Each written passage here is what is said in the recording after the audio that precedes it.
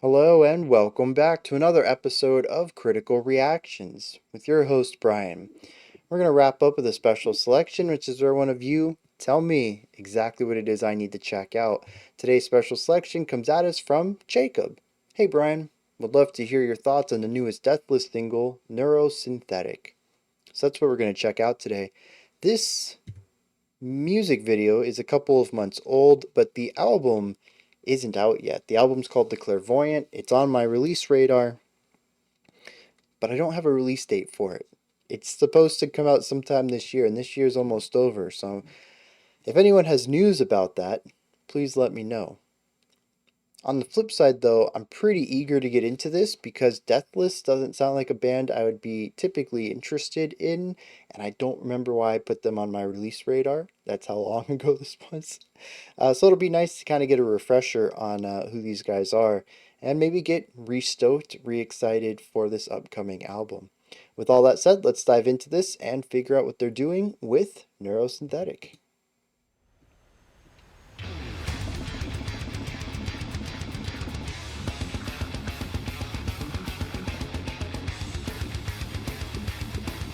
Super groovy.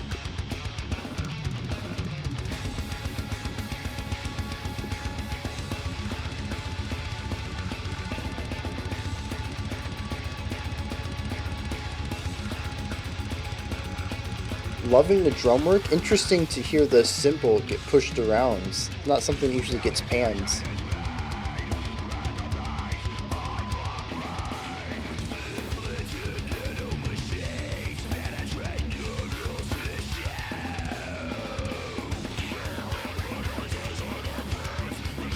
We got dual layered layered harshes.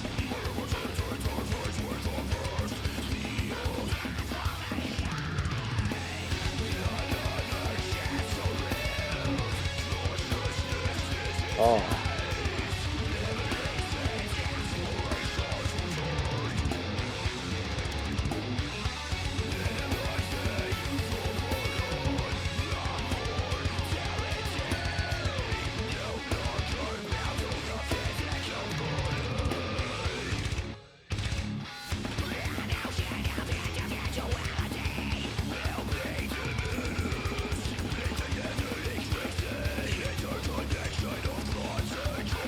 Yeah, it's technical death metal, but it still has a foot in the melodic side of things. It's not too noodly.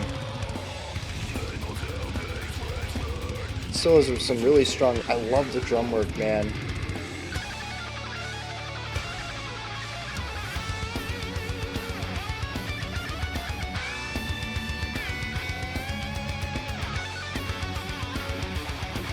Really strong bass presence here as well.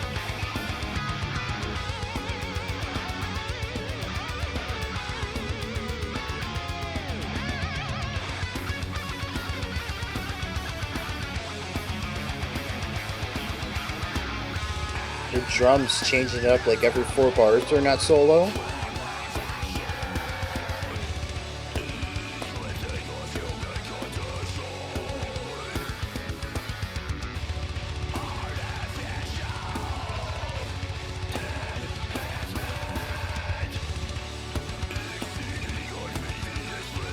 Yeah, chopping up those 30-second bass, those are just filthy bass kicks.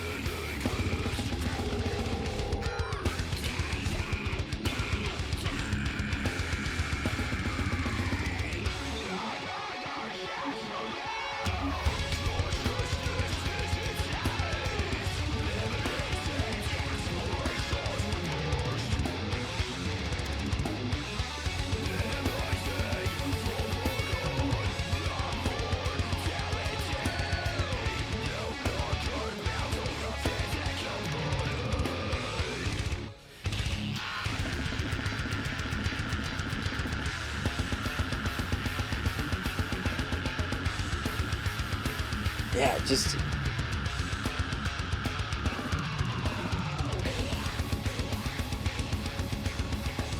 There are larger patterns at play, but the moment to moment is always fresh.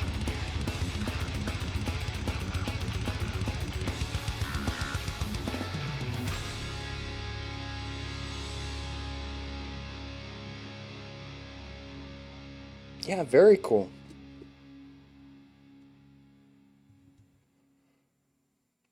Oh, that, I didn't actually let the music stop, so the EQ visualizer didn't close off first. I was like, what was that graphic that just like faded away off to the background? Um, so who was this, Jacob? Yeah, Jacob. You want to know what I think of this? I think it's pretty darn good.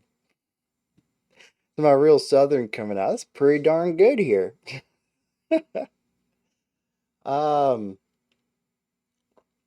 so it is tech death. There's a lot of technical elements in here. We have all the guitar riffage, some of it a bit noodly, some of it more traditional death, going for that groovy memorability in the riffage. There's a bass here that is present, but sort of always doing its own thing, which is a lot of pedal tone usage and emphasizing rhythmic ideas that are usually paired with our bass kick to really give this booming lower end sound. And drums that just can't sit still, and all of this is sort of magical to me. It sits on the other end of the spectrum of bands like, I bring them up all the time, Archspire, I think. I don't know why I'm unsure about that right now. They're technical and noodly to the excess.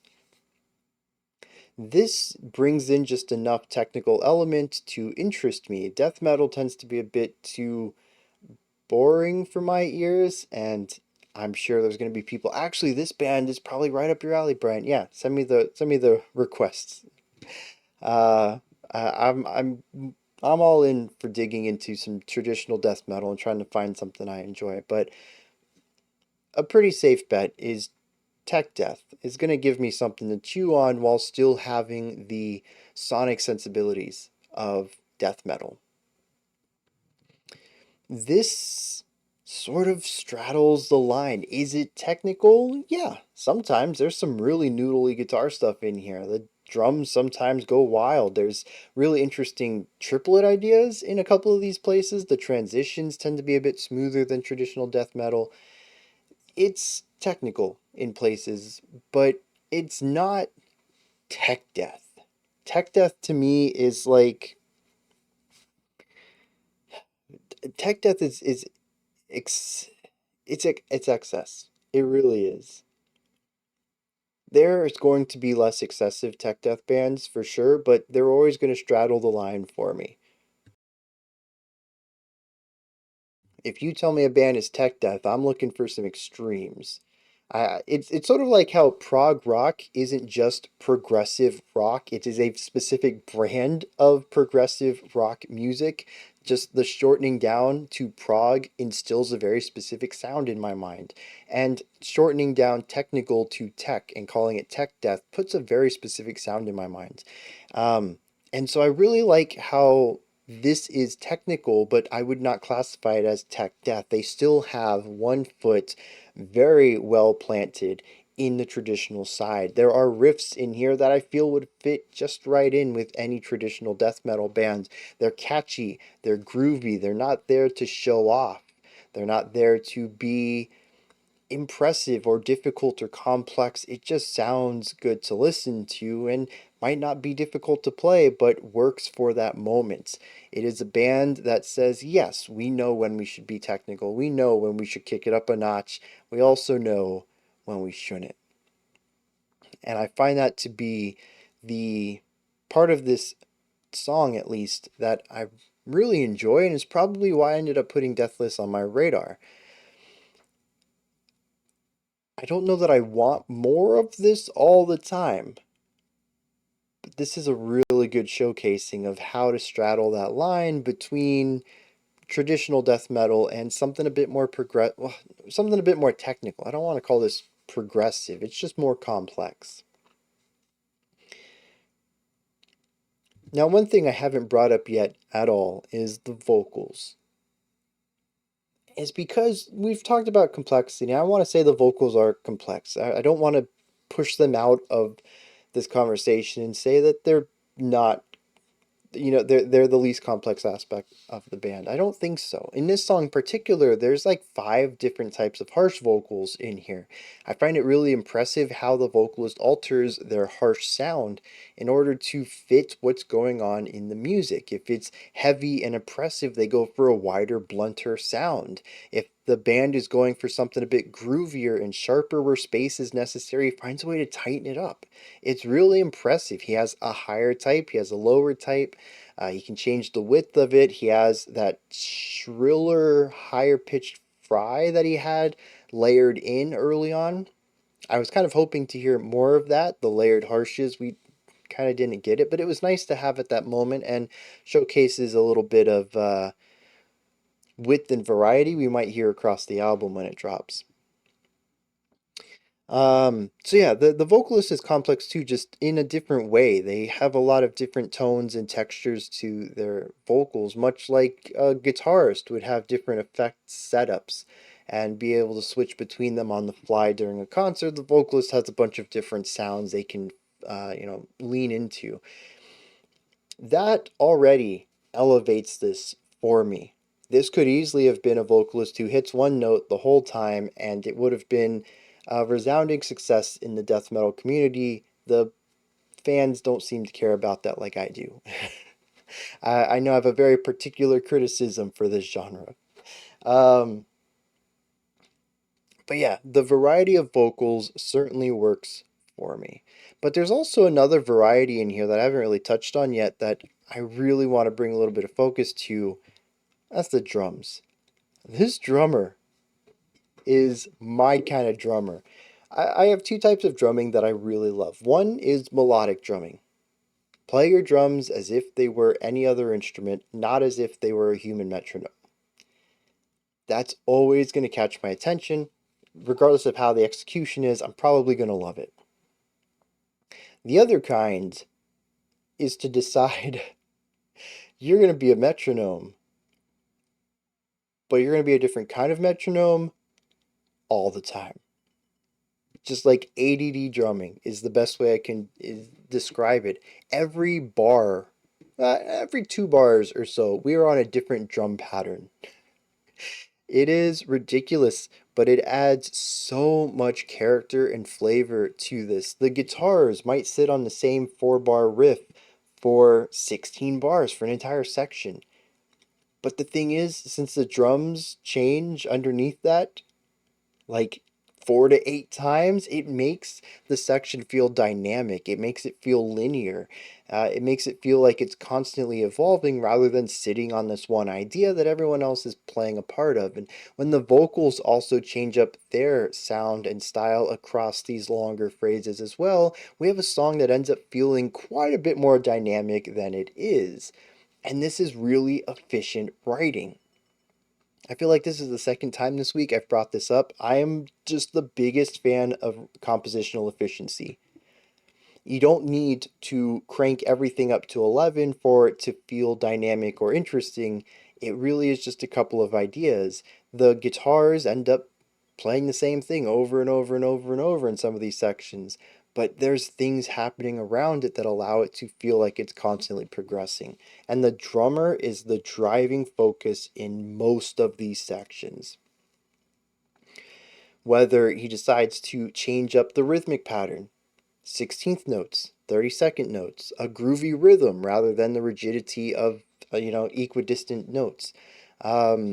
Focusing on cymbals, focusing on toms, turning the snare off, turning the snare on.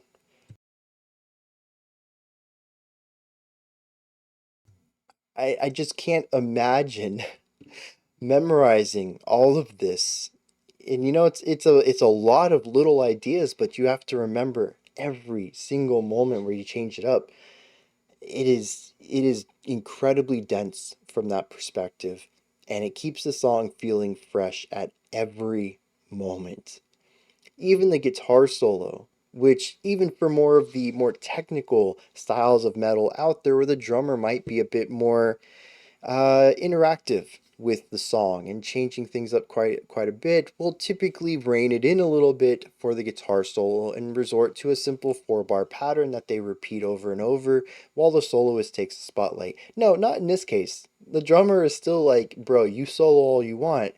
I'm still switching things up every 8 beats. So if you're relying on me to give you a steady accent emphasis, you're not going to get it. You're on your own. Good luck.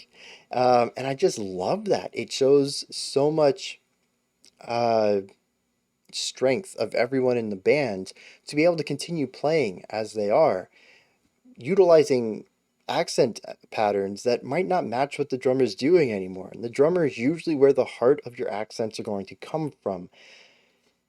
And the band just doesn't need to rely on them for that. They all have their own internal well, normally I'd say an internal metronome, but we're not really worried about that. Kind of the same deal. They're all just very well coordinated metrically. That they don't need their drummer. Their drummer can just do whatever they want all the time, and still the band doesn't fall apart. And it's just phenomenal. It adds so much character to the song. If you didn't notice it, go back and give this another listen. It's only 4 minutes long, and just really pay attention to what the drums are doing. You never really have a chance to think about, oh, okay, what's the pattern going on here? How are they? Because by the time you've caught on to where the loop is and what the pattern is, they've changed. They've gone to a different idea. And it just sounds so good. It might be a bit much for some. You know, as always, there's personal taste bias that comes into this, all that stuff. But for my money, I love it. Um, yeah, I guess it's gonna wrap this one up. It's a fairly straightforward track despite the complexity. I'd say that the most complex aspect is going to be the guitar solo. Some of the riffs are a bit. The complex riffs played around more with notes and pitch and repeated notes than like changing things up metrically. Everything in here was in 4/4. There wasn't any like jazzy moments of messing with the song harmonically. It was, yeah, it's like straightforward death metal plus and a little bit.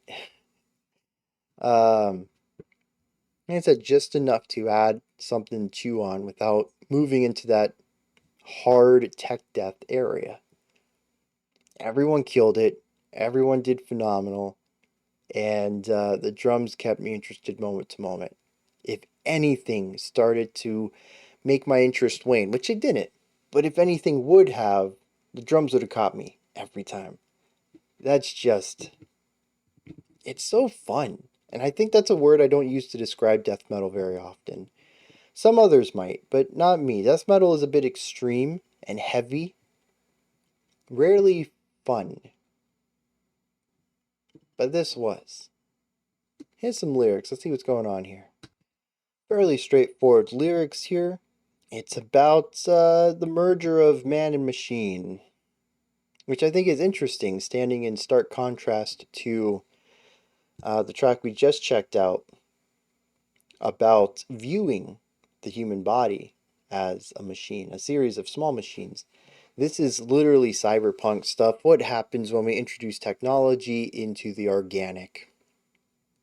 The beginning talks about how easy this is. An incision made at the base of the brain, implanting nanomachines penetrate neural tissue, a hybridization of parts mechanical and organic.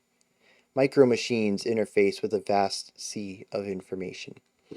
It's about how simple and easy. It's just a small little cut, and we put some stuff in there, and bam, you're Android now. But this is just an introduction to the concept. From here, we enter into the horrors of it, the scary aspects, the Twilight Zone moments, when you ask the real questions about this. Now, that isn't to say I think that they're treading new ground here. These are all questions that have been spoken about for years, decades, in science fiction ever since the term android was even coined, but still, we explore the idea of what it means to be part machine, especially with the current knowledge that a machine isn't in isolation anymore. Anything that is running software is connected to some sort of network, and thus probably the internet. The moment here is the very first line of our second stanza where things take a small twist, though. It says, another chance to live. This isn't just a decision to become more than human, as we would see in a lot of cyberpunk narratives. It is the decision to avoid death. The consciousness has been digitized, memories and aspirations are retained. We minimize the burden of mortality, no longer bound to a physical body. And then the questions come in. The notion of individuality will be diminished, and the ever-increasing interconnectivity of thoughts and concepts, the consciousness converted to mere data, able to be transferred, deleted, or altered. What does it mean to live eternally if it isn't you, or is kind of a you? And what if the you became everything? So much of the human condition is about the life we live. It's nigh impossible to fully embody someone else. At best, you can provide empathy or sympathy for someone else's experiences, but the only life you can live is your own. But the concept of being connected to networks, having your experiences being converted into data, specifically data that can be passed on to others going through the same procedure. Maybe their data being put in with yours, stored in files and folders. Not necessarily memories the way we think about them, but more like files that we can open later. What does it mean when we lose who we are in our human experience and become the us, the collective of a connected electronicness? It says an endless endeavor for perfection eclipsing the human condition, artificial enhancements exceeding our previous limits, though we lose ourselves in a quest for divinity.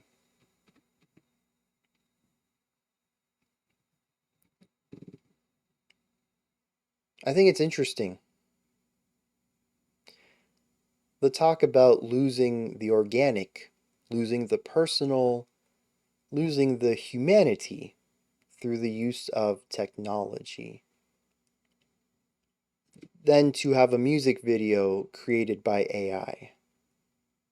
Now, I will say there were some scenes in here that all feel collective in some sort of way. It is possible that there are source images that are original, and then an AI used the source images as sources, foundation, to do the modifications to them. But I mean, it's still, at the end of the day, AI. It's still going to be imperfect through its collective data-ness. There was one scene, I remember someone was sitting on a chair and then the chair became another person, but there was like, they thought it was two people. Let me pull this up real quick. Um, right around here. Um, I mean, the dude's sitting on a chair in a lab, and it doesn't take very long for it to become... Well, that's just a really weird one. And then it becomes legs. There's like two people. There's two heads, but three legs, and like one's behind. Like, AI is imperfect, right? And it really removes the humanity from what could have been, I think, a really moving music video. There seems to be elements of technology in here. There's a dying person at the beginning. There's bloodshed at one point. There seems to be loss and grief. There's one scene where a woman is like sitting in front of a giant moon on a hill and like just really lost in thought. And like I kind of want to connect to this, but it's so difficult lacking that human element. And I kind of hope that that's like done on purpose. Because I know Monosphere recently released an album about an AI, like the story. It's a concept album. It is about an AI. It's the main character. Almost everything we see is through their eyes. And they used AI in some of the creation of it, and it really lends itself well to the storytelling of it. Because AI are imperfect. I don't know about the music videos. I don't remember if they used AI for the music videos. But it all comes together really well in a way that is effective. It's utilizing the tools to create art. I hope that's what's happening here. Because if not, they've completely missed their own narrative, their own message they're trying to tell through their music video, which would kind of suck.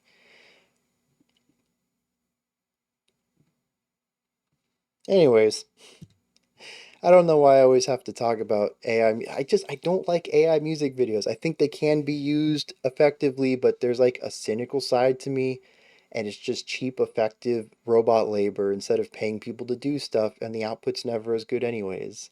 So if you're gonna use AI to in anything in your art, your music, your lyrics, your music video, put some thought into it. Make sure it's the right choice, not just because it's cool, not just because it's the in thing, not just because it's cheap.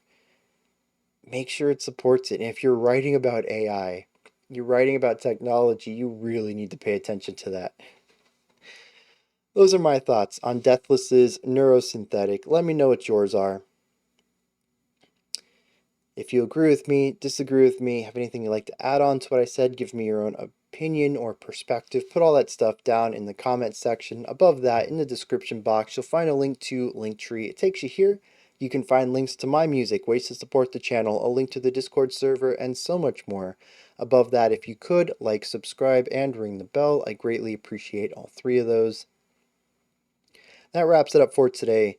We'll be back tomorrow, 5 p.m. Eastern Standard Time, 10 p.m. UTC as usual. If this is the first time you're hearing it, daylight saving times change for different places. Some don't observe it, some do earlier and later. Anyways, we have gone off of it.